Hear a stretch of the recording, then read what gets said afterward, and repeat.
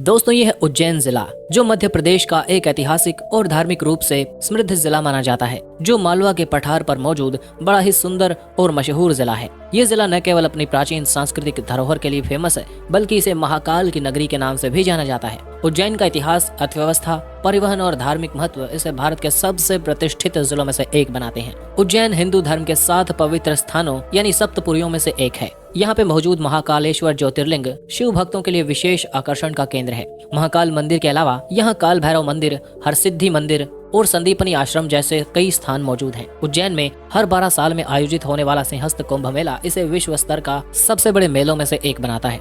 उज्जैन का इतिहास भारतीय सभ्यता के सबसे प्राचीन और गौरवशाली अध्यायों में से एक है। वैदिक काल में इसे उज्जैनी के नाम से जाना जाता था और ये अवंती महाजनपद की राजधानी हुआ करता था। पौराणिक कथाओं के अनुसार भगवान कृष्ण और बलराम ने यहाँ ऋषि संदीपनी के आश्रम में शिक्षा ली थी। सम्राट विक्रमादित्य के शासन में उज्जैन ने स्वर्ण युग देखा। ये कला, साहित्य, खगोल शास्त्र और गणित का केंद्र बना, जहाँ वराह मिहिर जैसे विद्वानों ने अपनी रचनाएं की। विक्रम संवत यहीं से आरंभ हुआ। बौद्ध, जैन और हिंदू धर्मों का प्रमुख स्थान होने के कारण उज्जैन धार्मिक और सांस्कृतिक दृष्टि से भी काफी महत्वपूर्ण रहा। आज उज्जैन अपनी पौराणिक और ऐतिहासिक धरोहर के लिए दुनिया भर में फेमस है। इस जिले की जनसांख्यिकी की बात की जाए तो उज्जैन जिले की जनसांख्यिकी विविधता और सांस्कृतिक समृद्धि को दर्शाती है। 2011 की जनगणना के अनुसार जिले की कुल जनसंख्या लगभग 19.86 लाख थी। अगर पुरुषों और महिलाओं के अनुपात की बात की जाए तो यहाँ 1000 पुरुषों पर 960 महिलाएं पाई जाती हैं।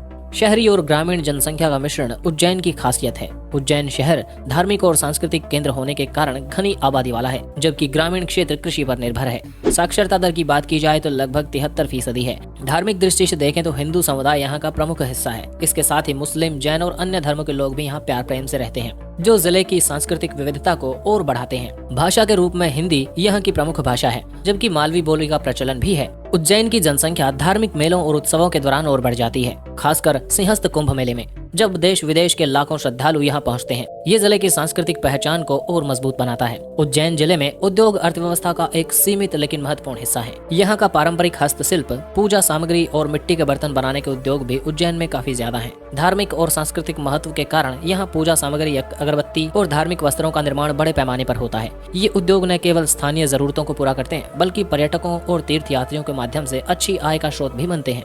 आधुनिक उद्योगों की बात की जाए तो उज्जैन के पास के क्षेत्रों में कुछ फूड प्रोसेसिंग यूनिट्स और ऑयल मिल्स भी मौजूद हैं, जो कृषि आधारित अर्थव्यवस्था के हिसाब से अपना महत्वपूर्ण योगदान देते हैं। इसके अलावा छोटे पैमाने पर केमिकल इंडस्ट्री और मैन्युफैक्चरिंग सेक्टर के उद्योग भी शामिल हैं। ट्रांसपोर्ट इंफ्रास्ट्रक्चर की बात की जाए तो उज्जैन में काफी बेहतर क्वालिटी का सड़क नेटवर्क माना जाता है। नेशनल हाईवे 552 और स्टेट हाईवेज उज्जैन को इंदौर, भोपाल, रतलाम और अन्य बड़े प्रमुख शहरों से जोड़ते हैं। उज्जैन का रेलवे स्टेशन पश्चिमी रेलवे का एक महत्वपूर्ण हिस्सा माना जाता है। ये भारत के बड़े शहरों जैसे दिल्ली, मुंबई और जयपुर से सीधा जुड़ा हुआ है। यहाँ से माल और यात्री दोनों की आवाजाही ट्रेन के माध्यम से काफी आसान है। हालांकि उज्जैन में कोई हवाई अड्डा नहीं है, लेकिन इंदौर का देवी अहिल्याबाई होलकर अंतर्राष्ट्रीय हवाई अड्डा लगभग 55 किलोमीटर की दूरी पर मौजूद है। ये हवाई अड्डा उज्जैन को देश विदेश से जोड़ता है, जिससे तीर्थ यात्रा और व्यापार को काफी बढ़ावा मिलता है। दोस्तों, आज के वीडियो में इतना ही। अगर ये वीडियो आपको पसंद आया तो लाइक कीजिए। साथ ही ऐसा वीडियो अपने शहर के बारे में चाहते हैं तो अपने शहर का नाम कमेंट में लिखकर जरूर बताएं।